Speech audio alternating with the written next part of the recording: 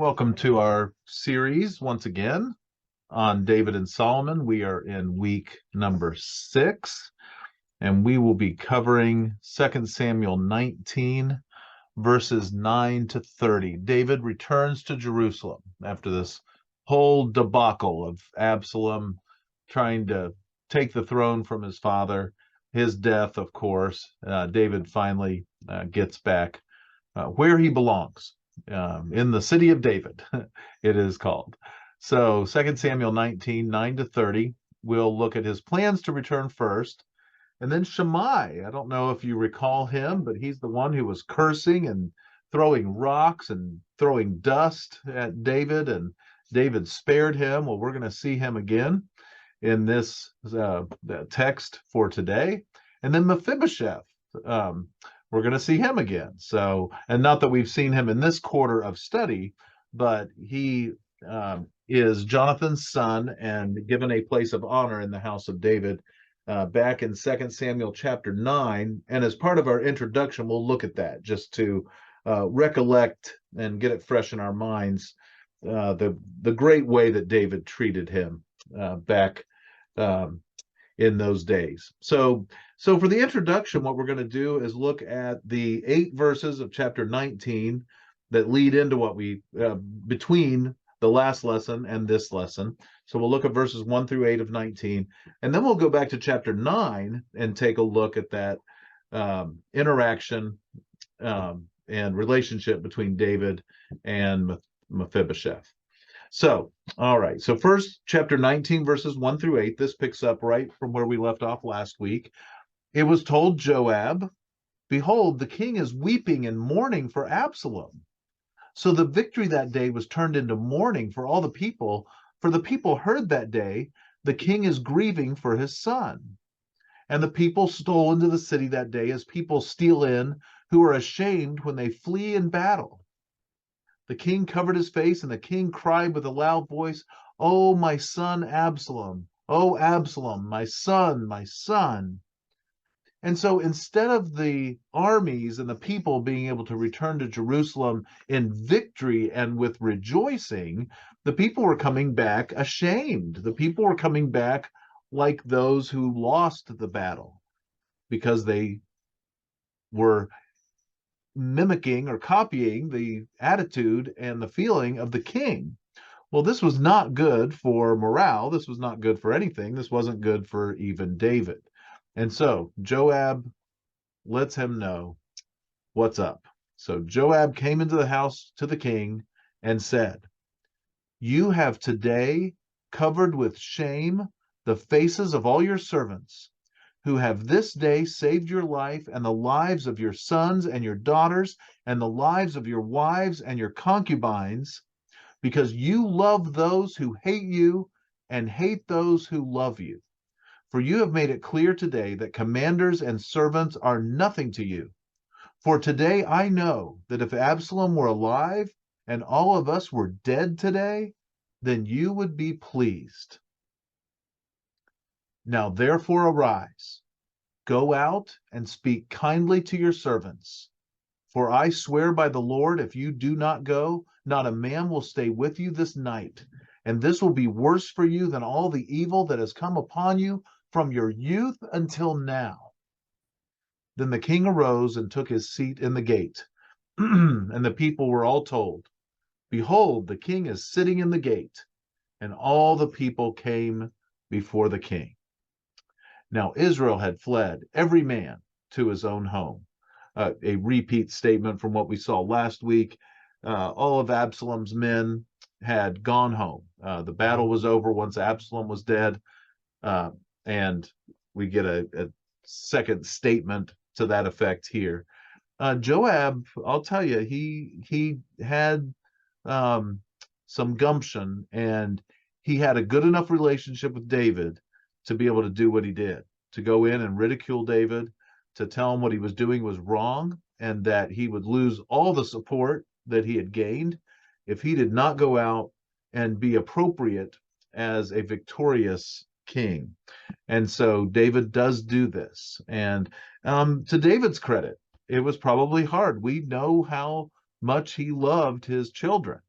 how much he cared for them. And so for him to realize the right thing to do was very noble of him and appropriate, of course. So these were the first 8 verses of 2 Samuel 19, and they'll lead into our lesson for today. But I also want us, as I mentioned, to look at 2 Samuel 9. So we're going back quite a bit in time and back to chapter 9, and we'll look at verses 1 through 13. And I won't comment a ton about it, but just to get our mindset back into this relationship that David had with Mephibosheth. And David said, 2 Samuel 9 now, "Is there anyone still left of the house of Saul, that I may show him kindness for Jonathan's sake?" Now there was a servant of the house of Saul whose name was Ziba, and they called him to David. And the king said to him, "Are you Ziba?" And he said, "I am your servant." Now you might notice Ziba was the one that brought provisions to David when Absalom attacked or was about to attack, and David fled Jerusalem. Ziba brought provisions. The king said, verse 3, "Is there not still someone of the house of Saul, that I may show the kindness of God to him?" Ziba said to the king, "There is still a son of Jonathan. He is crippled in his feet." The king said to him, "Where is he?" And Ziba said to the king, "He is in the house of Machir, the son of Amiel, at Lo-debar." Then King David sent and brought him from the house of Machir, the son of Amiel, at Lo-debar. And Mephibosheth, the son of Jonathan, son of Saul, came to David and fell on his face and paid homage. And David said, "Mephibosheth." And he answered, "Behold, I am your servant." And David said to him, "Do not fear, for I will show you kindness for the sake of your father Jonathan, and I will restore to you all the land of Saul your father, and you shall eat at my table always." And he paid homage and said, "What is your servant that you should show regard for a dead dog such as I?" Then the king called Ziba, Saul's servant, and said to him, "All that belonged to Saul and to his house I have given to your master's grandson. And you and your sons and your servants shall till the land for him, and shall bring in the produce, that your master's grandson may have bread to eat. But Mephibosheth, your master's grandson, shall always eat at my table."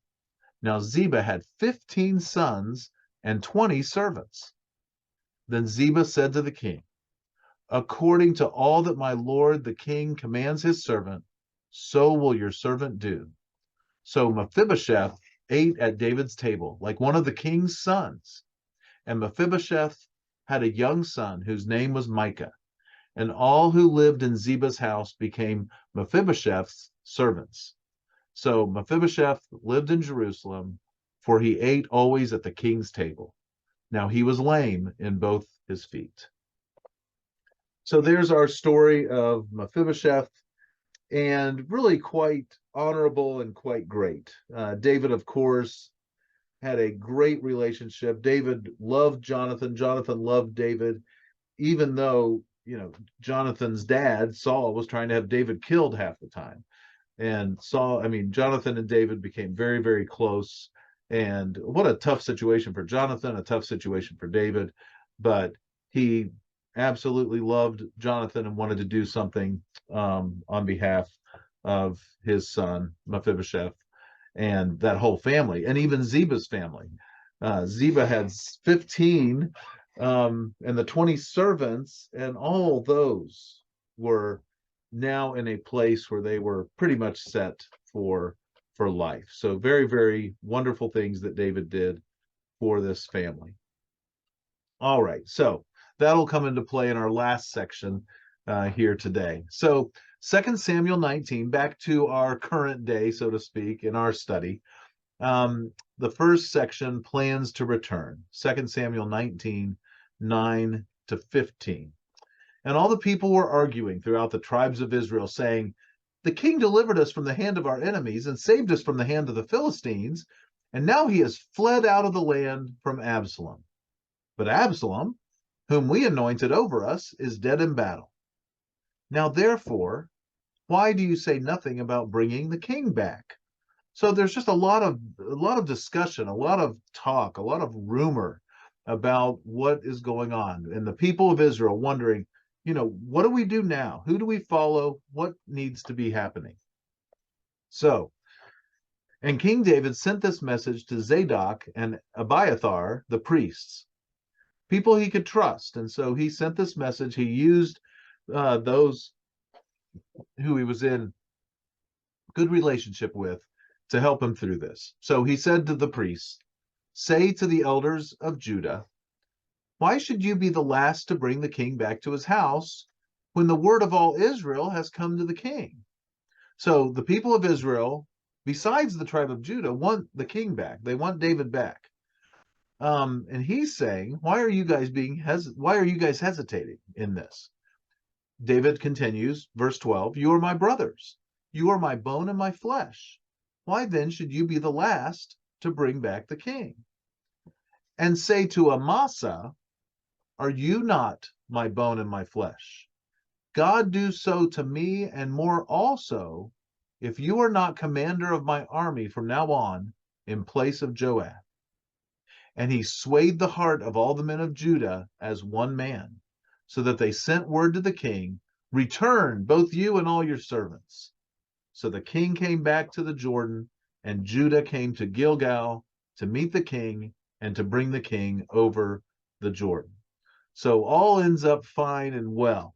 Now it's interesting. Amasa was the commander of Absalom's army, and David is bringing reconciliation to the situation. And we're going to note that he continues to forgive those who joined up with Absalom and were against David the king. So notice here, with making Amasa the commander of his army, David in one swoop,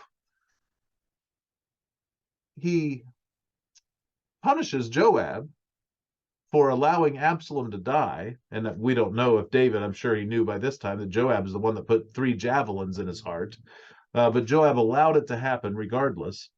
And so he is able to demote Joab or put him into retirement, and at the same time make good with Absalom's commander, Amasa.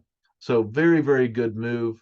And David always had a way in dealing with situations. And obviously in the one big one that we talk about a lot, he did not handle that well with Bathsheba and then killing her husband.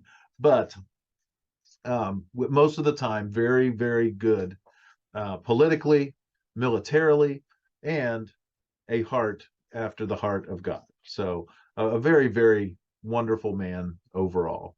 So he's able to negotiate all of this, which is great. So now we have Shammai again, verses 16 to 23. So very interesting here. But as we see, David is in the mode of reconciliation, of forgiveness, and of grace. And so things will not be as they were before, when Shammai was throwing stones and throwing dust and cursing David the king. All right, verse 16. Shammai, the son of Gera, the Benjamite, from Bahurim, hurried to come down with the men of Judah to meet King David. It's hard to imagine that he was hurrying to meet the king, but he was. And with him were 1,000 men from Benjamin. And Ziba, the servant of the house of Saul, and in case you're not aware, Saul was of the tribe of Benjamin, so a lot of connection here. Ziba, the servant of the house of Saul, with his 15 sons and his 20 servants, rushed down the Jordan before the king. And they crossed the ford to bring over the king's household and to do his pleasure. So they came to serve, which is fabulous. They didn't come to throw rocks and dust and curse. And Shammai, the son of Gera, fell down before the king as he was about to cross the Jordan, and said to the king, "Let not my lord hold me guilty, or remember how your servant did wrong on the day my lord the king left Jerusalem. Do not let the king take it to heart, for your servant knows that I have sinned. Therefore, behold, I have come this day, the first of all the house of Joseph, to come down to meet my lord the king."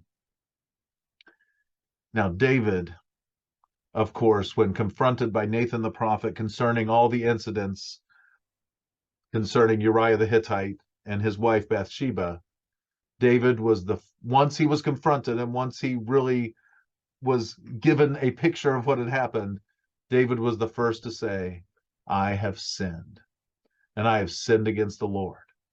And when someone has a moment like that, oftentimes receiving mercy causes someone to be more merciful. Receiving grace causes one to be more gracious. Being forgiven causes one to be more forgiving. And he is willing to accept what Shammai says. Your servant knows that I have sinned. Shammai was repentant, confessing, and very, very similar to David's confession when confronted by Nathan the prophet. And David does forgive him, despite what Abishai says here. Abishai, the son of Zeruiah, answered, shall not Shammai be put to death for this, because he cursed the Lord's anointed? But David said, what have I to do with you, you sons of Zeruiah, that you should this day be as an adversary to me? Shall anyone be put to death in Israel this day? For I do not know that I am this day king over it. For do I not know that I am this day king over Israel? And the king said to Shammai, you shall not die. And the king gave him his oath.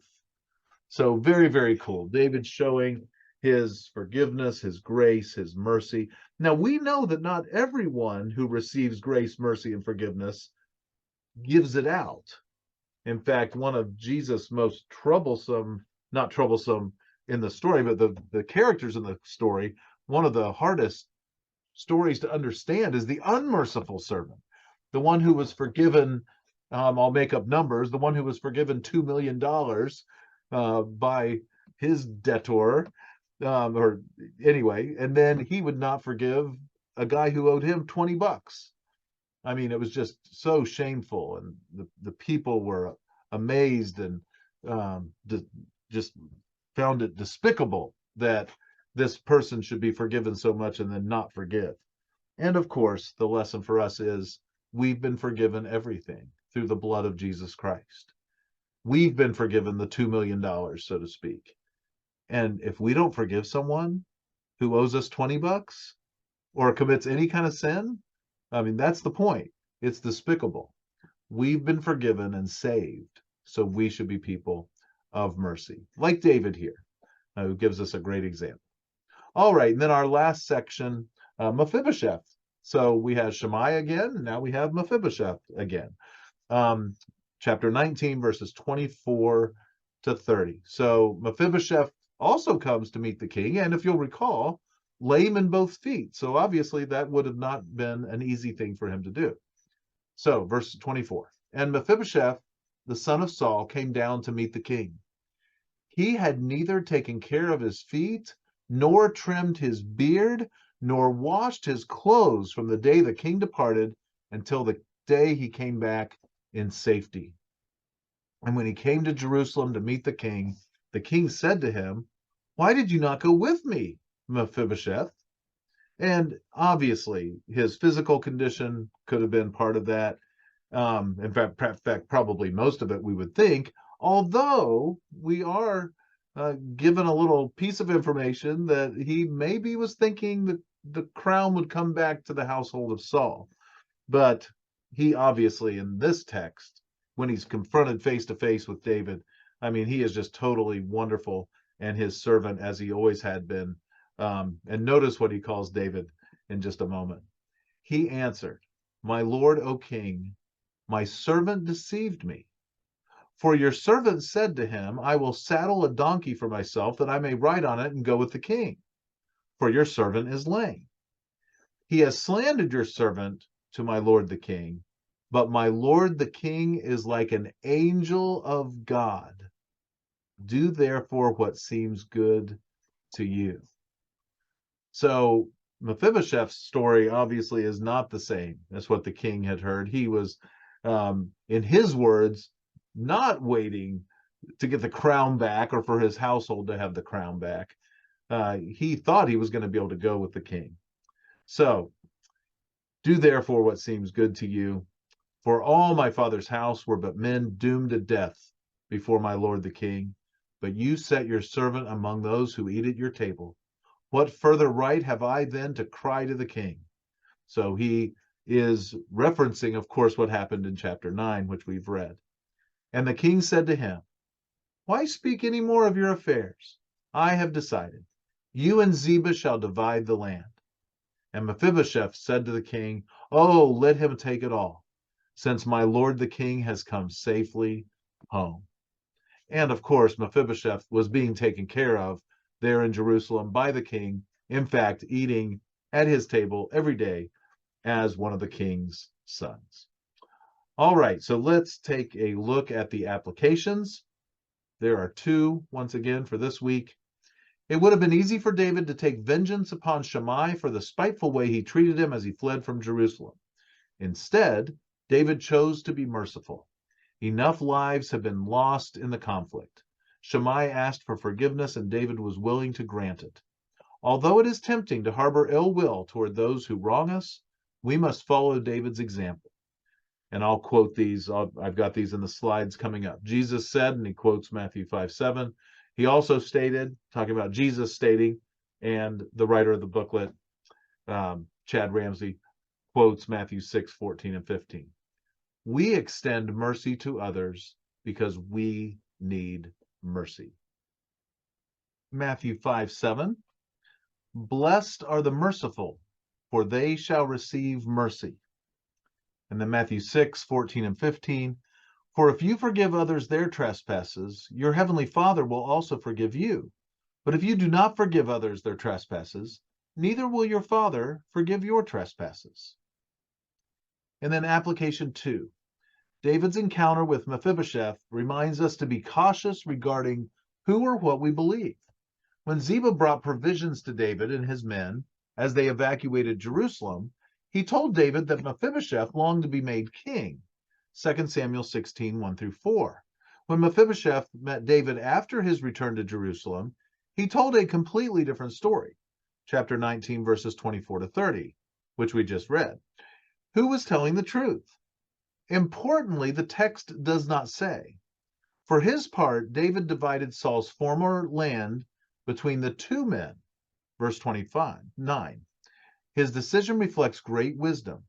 Jesus told his followers, and we'll read Matthew 10:16 in a moment.